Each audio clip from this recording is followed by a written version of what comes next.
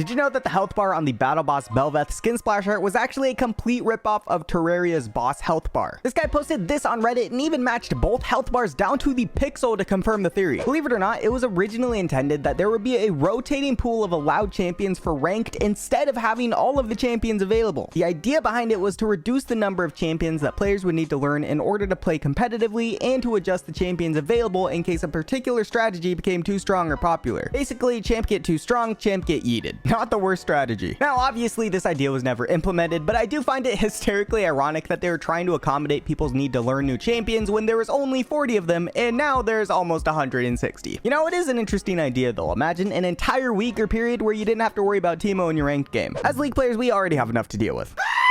And that's why I want to introduce you to the sponsor of today's video, Incogni, which is a service brought to us by Surfshark. If you're on the internet, which is literally all of us since you're watching this video, your personal information is almost guaranteed being leaked and tossed around without you even knowing it. Have you ever subscribed to a newsletter or registered for a store's loyalty program and immediately gotten hit by a bunch of spam emails or phone calls, or even signed up for an account with a big company you assumed would be safe only to get hit with an email saying that there's been a data breach? Well, that's because thousands of data brokers are collecting and selling that data online to random companies and strangers. Spam emails like these have been a huge issue for me, making it incredibly hard to sort things out. Luckily for us, Incogni can help put an end to all of that. You actually have the right to request your information is removed from these data brokers, but doing it yourself would probably take years. However, Incogni will do it for you and reach out to these companies on your behalf and have them delete your information. All you have to do is create an account, tell Incogni what you specifically want them to remove, grant them the right to work for you, and then you're done. They'll take care of the rest. They'll handle any objections or complications and keep you updated on the entire process. Anyways, Incogni is super affordable, and on top of that, the first 100 people to use the code outsidejoke will even get 20% off Incogni. So make sure to use my link below, and back to the video. Did you know that the Ionian Boots of Lucidity almost never existed, and that's because the name itself was actually determined from a show match from 2010. A specific group of players were selected to represent either Ionia or Noxus, and it was officially known as the Noxus vs Ionia rematch. There was also a pre-selected pool of 10 champions corresponding to either side. The entire thing was done as a hardcore role-playing event, with casters even pretending to be Journal of Justice reporters. Ionia, of course, eventually prevailed, and in light of their victory, the Ionian Boots of Lucidity were added into the game. The winner of the match obviously chose the item, so who knows what we would have gotten if Noxus had won. What's actually really cool is that the results of the battle were even made into a canon part of the lore. In the setup to the event was Noxus offered Ionia a chance to reclaim their land in a grudge match. For the last 7 years, Noxus was enjoying the spoils of Ionian land, and Ionia finally had an opportunity to take it back. Ionia accepted the offer, and the stakes were never higher. The terms were if Ionia won, Noxus had to withdraw their forces in full and immediately halt any and all extraction of Ionian resources. However, if Noxus prevailed, Ionia would have to completely surrender the southern provinces to Noxus, which would be a huge blow because it would also give them a voice and ear inside the government of Ionia. Anyways, after Ionia won, they got back 3 provinces of Ionia that were in Noxus control. And in real life, the Riot store offered all Ionian champions at half price for a limited time, and the participants who played in the game received 2800 RP, 6300 IP, which was basically blue essence, a trophy Riot skin, and an exclusive skin for winning the match. Nevertheless, this was actually a really cool way for Riot to make lore more interactive to the community. Being able to be a part of something like this today would be really cool. Also, if you want to read the actual lore around that match, I'll leave a link in the description. According to Reeve3, the lead champion producer at Riot, 97% of female players only play female champions, which is kind of freaking insane. 97%! On the flip side, guys are pretty even, with 50% playing male champions and 50% playing female champions. 97% though! And when it comes to that 3%, the most popular guy champions for female players are Teemo, Jhin, Rakan, and Veigar, with Teemo being at the top. See, this just proves that we're all League players and we all love to see the world burn.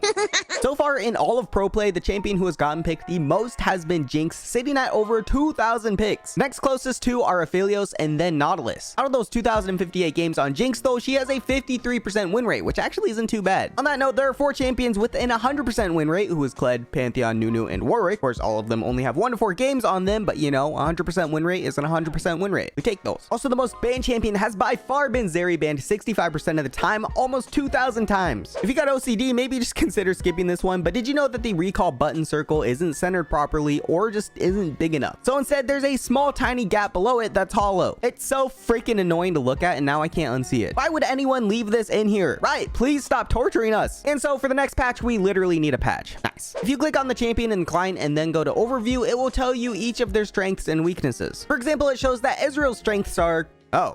Well, apparently Riot doesn't think he has any strengths. A couple of months ago, the new EDG world skins were leaked, and one of the skins leaked was a new Yumi skin, and the skin itself was actually made after Mako's real cat. They really do look pretty similar. And speaking of cats, don't forget to hit that sub button. It really helps me out a ton, and you can always take it back. All right, that had nothing to do with cats, but puppy. In case you didn't already hear, the next champion has already been leaked, and that's Nilah, who will be a melee ADC. She's apparently going to be water-based, and it looks like her launch skin will be a Star Guardian skin, but other than that, we really don't know too much about her. All we really do know is that people started referring to her as Water Yasuo. This has got to be one of the craziest turnarounds and one of the fastest pentas I've seen. They went from 9 HP to a pentakill within seconds. Late game Sivir, I guess. We all know how tragic it is when you forget to take Smite in a game. Well, imagine how much it would have sucked to do it in a pro game, which is what happened last year in this LPL game on V5. Turns out Viego teleport jungle isn't super great after all. And no, they didn't win. As per the rules, ladies and gentlemen, if you're wondering, oh, he made a mistake, why aren't they resetting? You, as the player, are in charge of your runes and masteries and your summoner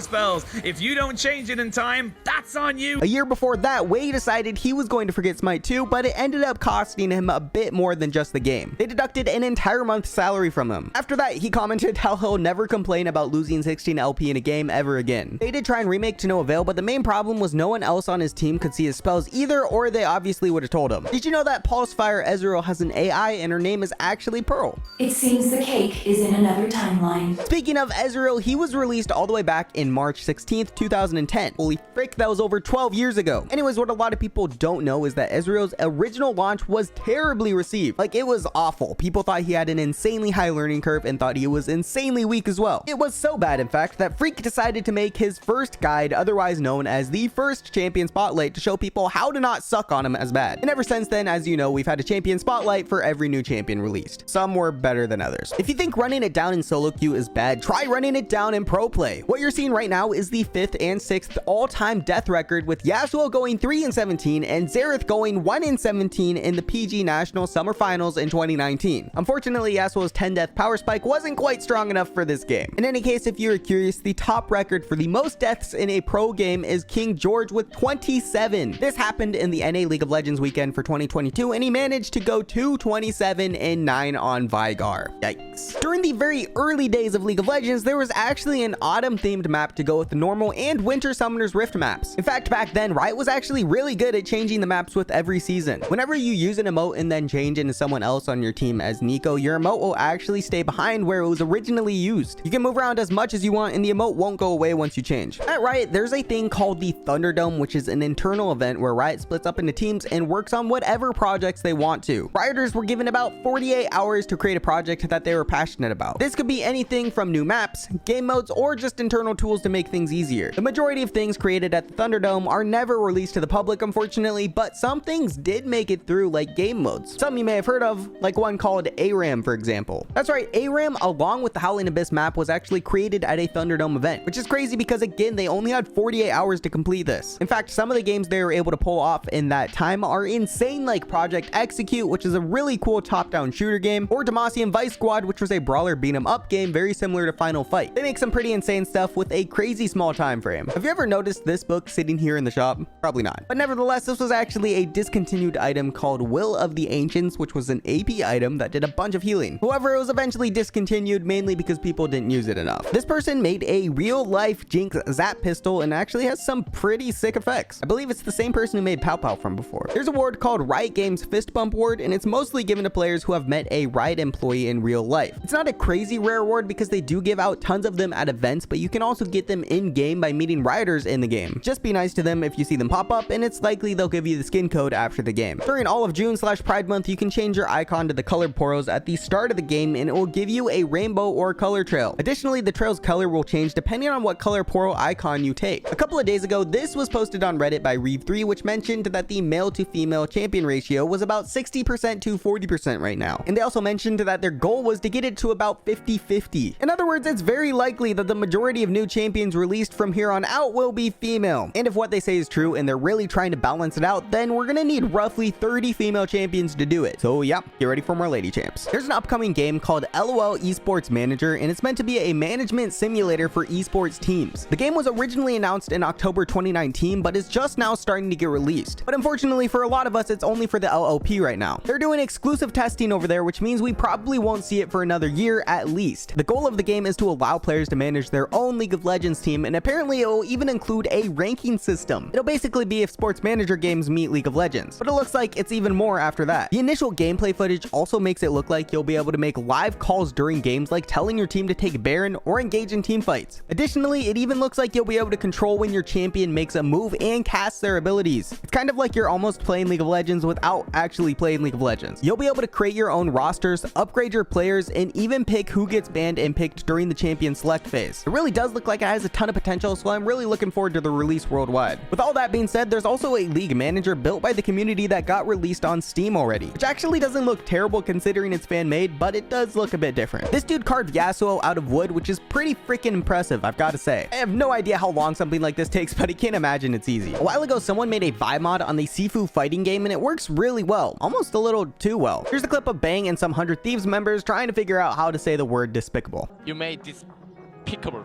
I'm so despicable. So discoverable. So discoverable. This what? Disgustable? Enemy? Despicable. Despicable. Despicable. Despicable. Despicable.